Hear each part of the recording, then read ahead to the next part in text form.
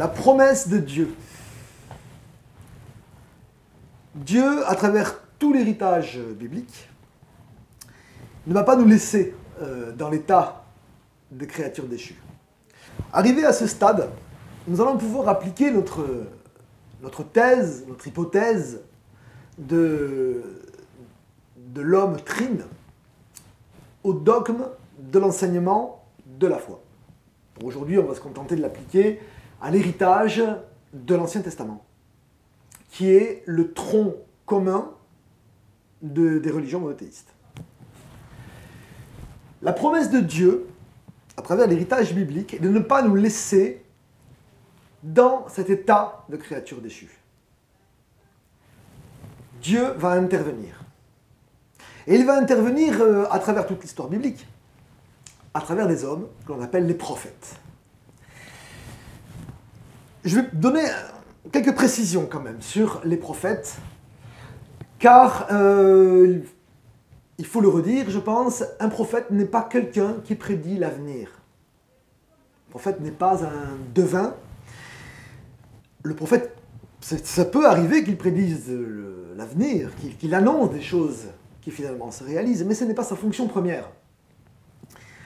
Les prophètes sont des hommes qui sont choisis par Dieu afin d'être ses instruments.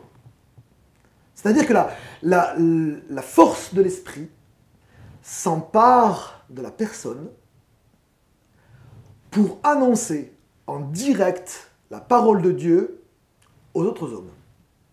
J'ai préparé ce petit dessin pour essayer de mettre en image les descriptions que l'on trouve dans l'Ancien Testament, à savoir une assemblée sainte du peuple d'Israël, qui ont eu lieu plusieurs fois par an, au cours de fêtes et de solennités, au cours desquelles ce peuple, qui sont essentiellement des bergers, chaque famille apporte un agneau ou une chèvre, et tous ces animaux sont conduits à l'autel et sacrifiés.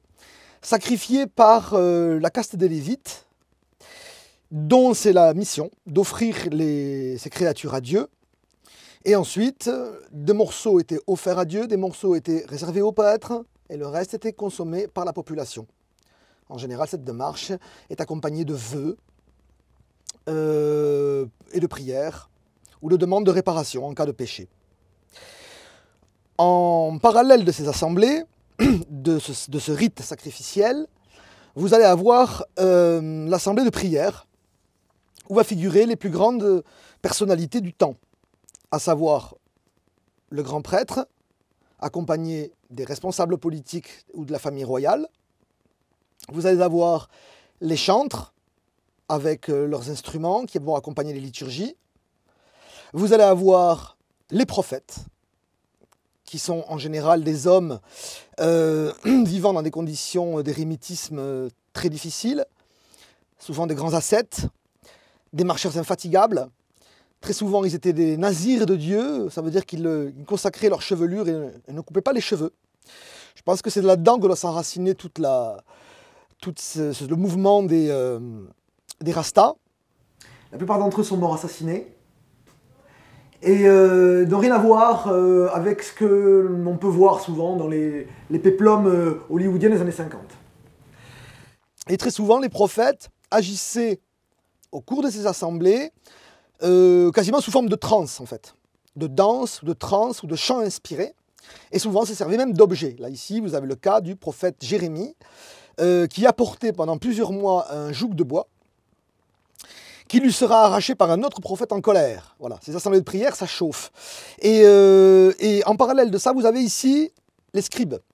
Les scribes, ils vont noter à la volée sur des plaquettes d'argile tout ce que le prophète va énoncer pendant sa transe, tout ce qui lui sera inspiré par Dieu, ou pas par Dieu, pendant sa transe.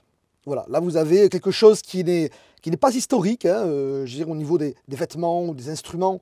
Je ne fais pas un travail d'historien, c'est un dessin pédagogique qui nous permet de comprendre quelles étaient les traditions qui ont été vraiment le fil conducteur de tout l'héritage biblique. Si cet événement avait lieu aujourd'hui, je pense qu'on embarquerait tout le monde par la police. Une assemblée de barbus comme ça, qui prononcent une assemblée sainte en égorgeant des milliers d'animaux, je ne sais pas si ça passerait. Voilà. Voilà un petit peu pour recadrer quelques réalités. Les prophètes, quand vous avez affaire à un prophète, l'autorité de la parole que peut avoir un prophète ne me permet pas de douter. J'en ai vu au moins un dans ma vie. Et je peux vous dire que ça dépote.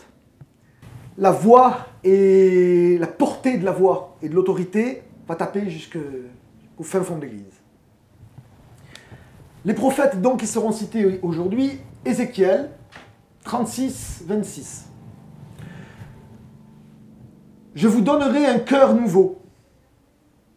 Je mettrai en vous un esprit nouveau.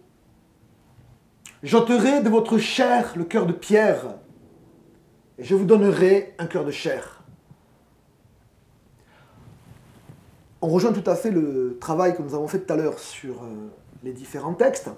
On sent que l'auteur cherche à nouveau des mots, des concepts, un cœur. Alors le cœur de chair, donc on va dire c'est le corps, mais le cœur de chair, le cœur de pierre. Non, ce qui est derrière, c'est cette recherche du cœur, le vrai. J'ai rajouté ici une citation, parce que je suis en train de lire le Coran. Au nom du front de la foi, c'est pas tout d'en parler, il faut se mettre au travail. Donc j'ai commencé à lire le Coran et j'y trouve des choses très intéressantes. À savoir, sourate 2, 9, une infirmité siège dans leur cœur. Autre citation, Ézéchiel, vous saurez que je suis Yahvé, lorsque j'ouvrirai vos tombeaux et que je vous ferai remonter de vos tombeaux, mon peuple. Je mettrai mon esprit en vous et vous vivrez. Ça, c'est la promesse qui est annoncée. Alors là, je fais péter un calque.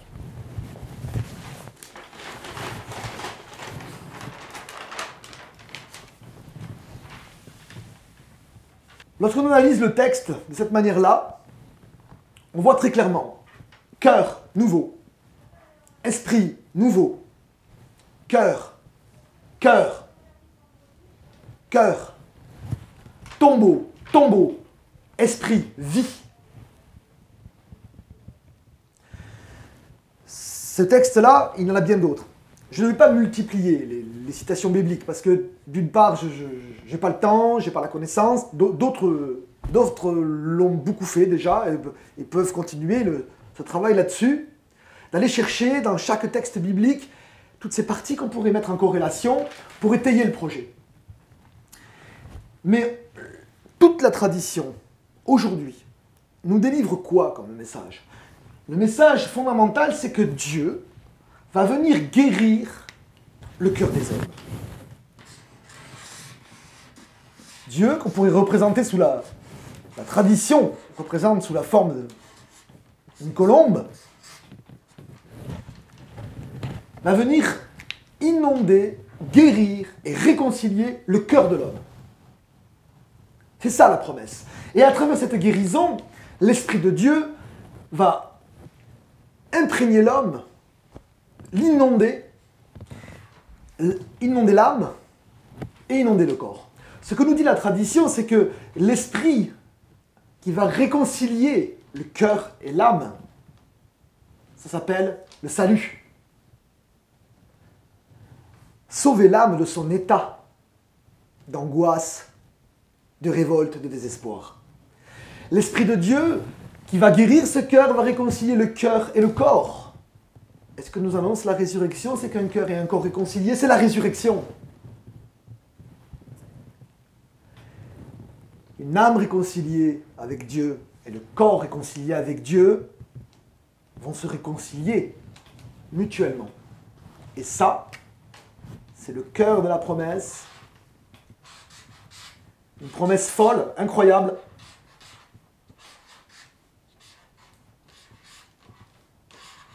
C'est l'immortalité.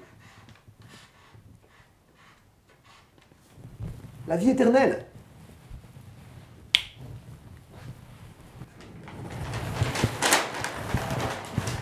Cette extraordinaire promesse que Dieu a donnée, elle a été totalement assumée par la tradition qui nous le transmet aujourd'hui.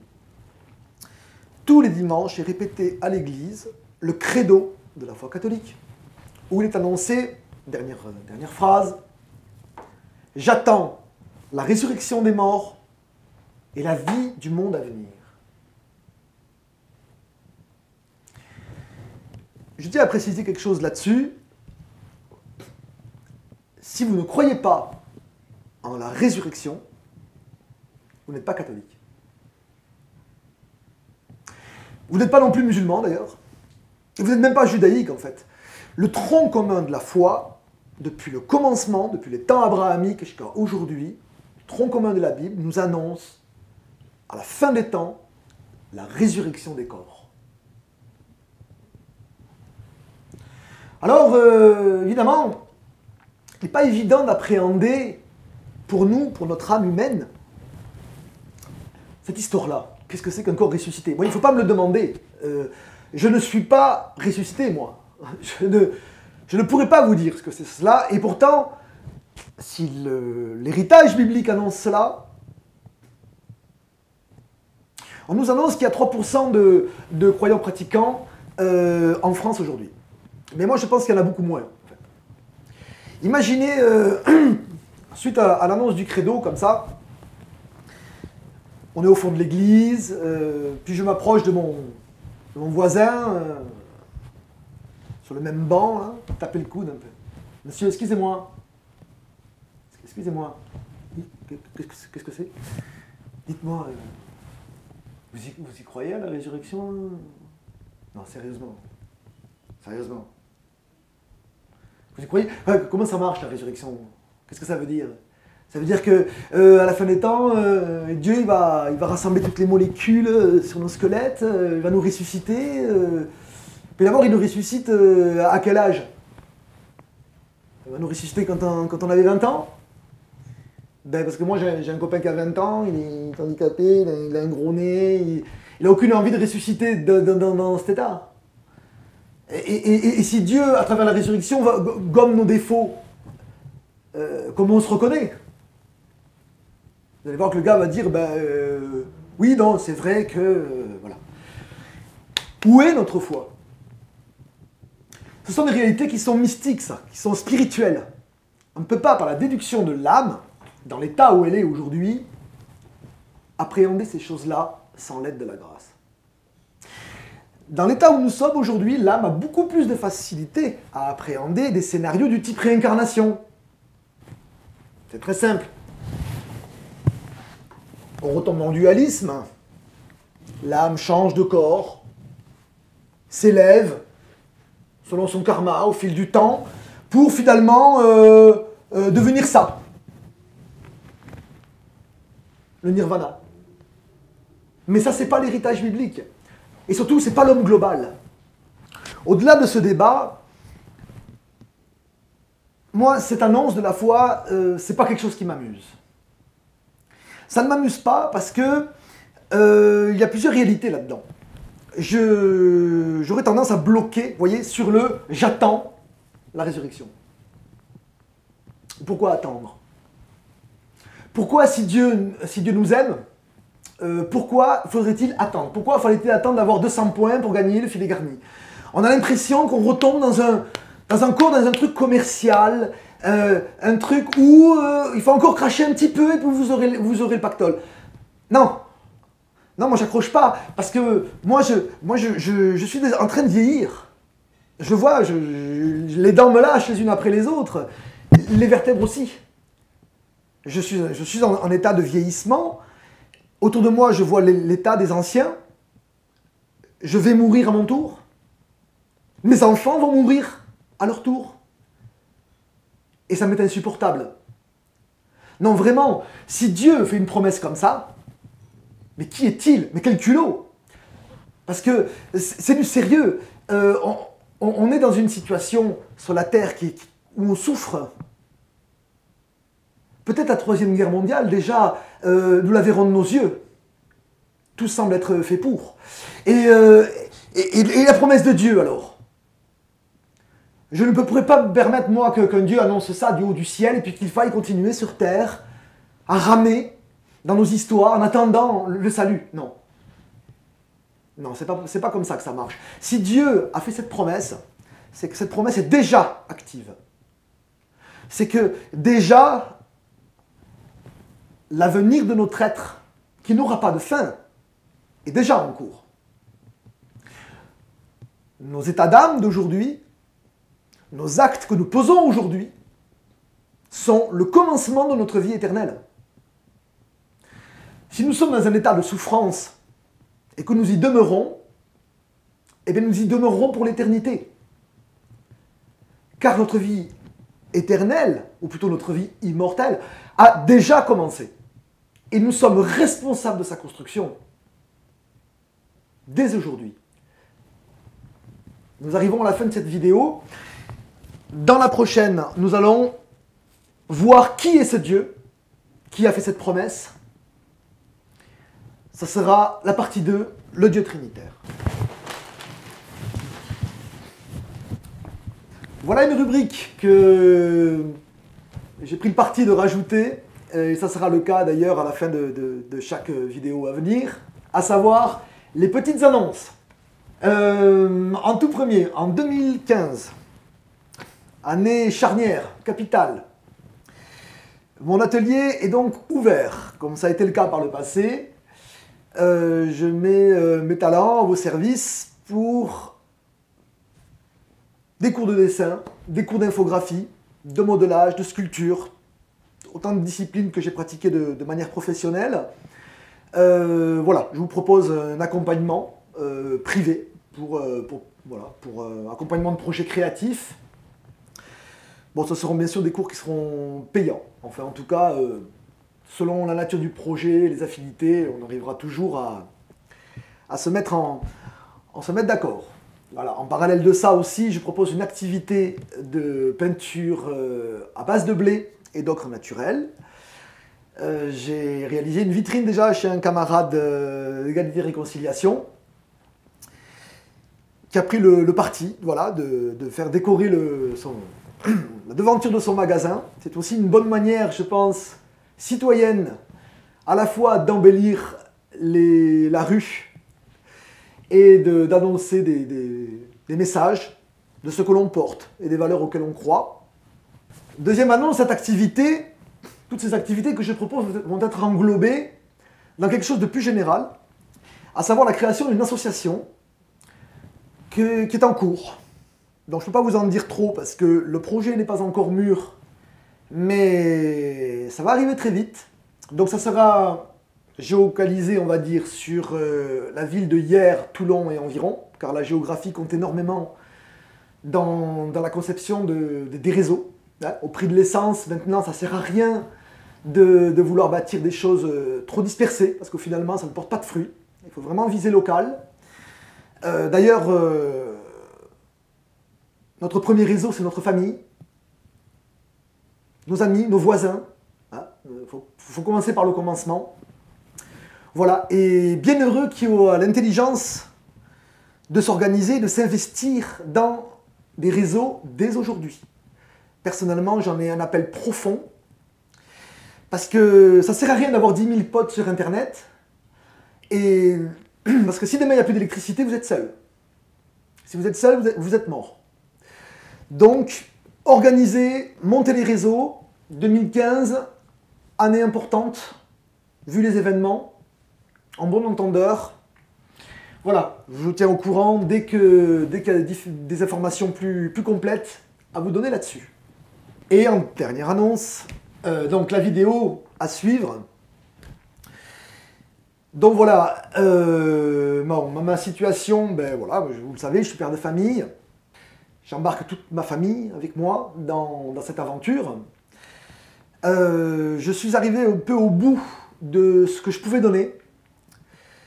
Voilà, donc j'ai suivi les conseils qui m'ont été donnés.